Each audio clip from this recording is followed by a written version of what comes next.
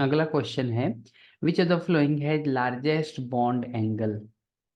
तो इसमें सबसे ज्यादा बॉन्ड एंगल किसका है? तो आपको पता है एक ही ग्रुप वाला है, तो जब हम टॉप टू बॉटम जाते हैं तो इलेक्ट्रोनेगेटिविटी कम होता है।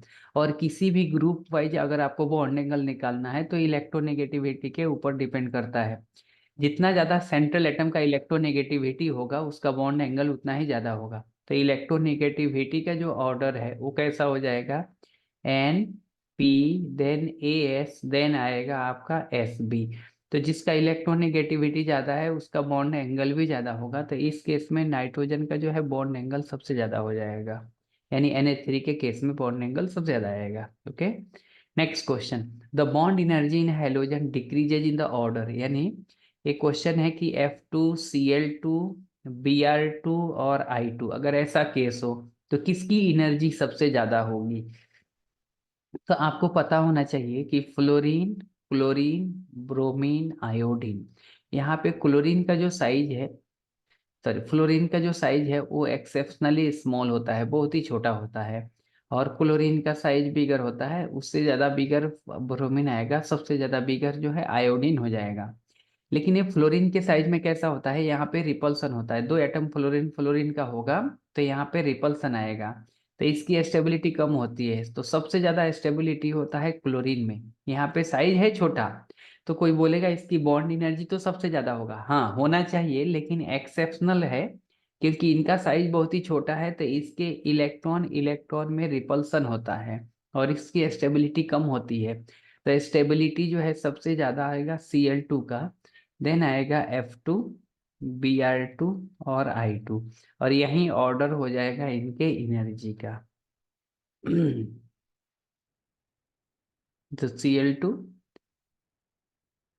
एक मिनट, अच्छा यहाँ पे experimental data Cl2, Br2, F2 और I2 दिया हुआ है।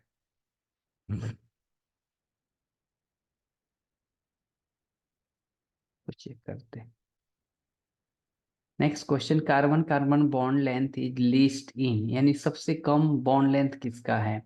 तो आपको पता होना चाहिए कि C2H6 के अंदर, C2H6 के अंदर जो है वो सिंगल बॉन्ड है, CH3CH3। ये बेंजीन है,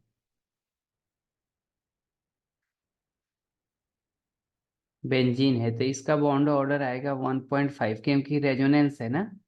तो रेजोनेंस में कैसा होता है, एक तो प्योर है और उसके साथ इसका मूवमेंट होता है। तो एक तो प्योर सिग्मा बॉन्ड है, सिग्मा बॉन्ड तो 1 हो गया बॉन्ड ऑर्डर। और जो है एक पार्शियल बॉन्ड है, यानी हाफ है, हाफ कैसा, 3 पाई बॉन्ड है, 6 पोजीशन पे गया है, तो ये 1/2 हो गया, यानी इसका बॉन्ड ऑर्डर आएगा 1.5 बॉन्ड ऑर्डर। तो हम लोग निकालेंगे बॉन्ड लेंथ, इसका बॉन्ड ऑर्डर कितना है, 1 है। इस केस में C2H4, CH2 double bond CH2, तो यहाँ पे बॉन्ड ऑर्डर कितना आएगा, 2 आएगा। और C2H2, यहाँ पे बॉन्ड ऑर्डर कितना आएगा, इसका बॉन्ड ऑर्डर है 3। तो बॉन्ड लेंथ जो है, bond length inversely proportional to bond order होता है। तो इस तरीके से आप बता सकते हैं कि बॉन्ड कह रहा है carbon carbon bond length is least, यानी बॉन्ड ऑर्डर जिसका सबसे ज्यादा होगा बॉन्ड लेंथ सबसे कम होने वाला है, यानी C2H2 इसका आंसर हो जाएगा। ओके, चलिए नेक्स्ट क्वेश्चन पे चलते हैं हम लोग। बॉन्ड ऑर्डर इन N2, आपको तो पता ही है कि N2 के अंदर बॉन्ड ऑर्डर 3 होता है, या MOT से भी आप निकाल सकते हैं, correct. Next question, bond order can not exceed. Bond order जो है वो 3 से एक्सीड करता है, 4 से एक्सीड नहीं कर सकता है, 3.5 होता है CO+ के अंदर। तो यहाँ पे जो है आंसर वो रॉन्ग है, तो जो 3 लिखा गया है वो रॉन्ग है, जैसे पिछले वाले क्वेश्चन वो मैं एक्सपेरिमेंटल डेटा से फिर से आपको बता दूंगा। तो यहाँ पे जो है आंसर जो आएगा वो 3 से ज्यादा होता है, कह रहा है bond order can not exceed, ये 3 आंसर नहीं है, 4 से ज्यादा नहीं हो सकता है, 3 से ज्यादा तो होता है, जैसे किसी के एनएपोल है, CO+ के अंदर होता है।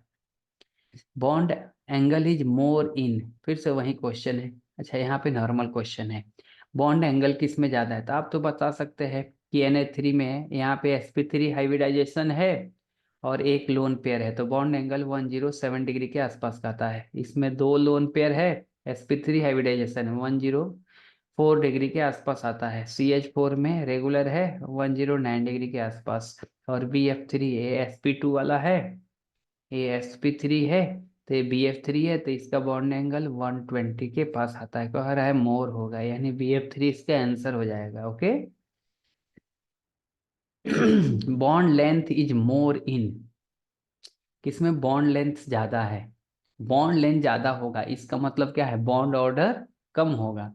तो आपको तो पता है N2 का बॉन्ड ऑर्डर 3 आएगा, क्यों? क्योंकि ऐसा बॉन्ड बनता है। आप MOT से भी निकाल सकते हैं। O2 में डबल बॉन्ड होता है, F में सिंगल बॉन्ड होता है, और Cl2 में Cl में भी सिंगल बॉन्ड होता है। तो कह रहा है बॉन्ड लेंथ इज मोर, यानी यहाँ पे Cl2 के अंदर बॉन्ड लेंथ ज्यादा आएगा। Okay, thank you. तो अगले क्लास में हम रेजोनेंस स्ट्रक्चर से रिलेटेड क्वेश्चन को डिस्कस करेंगे।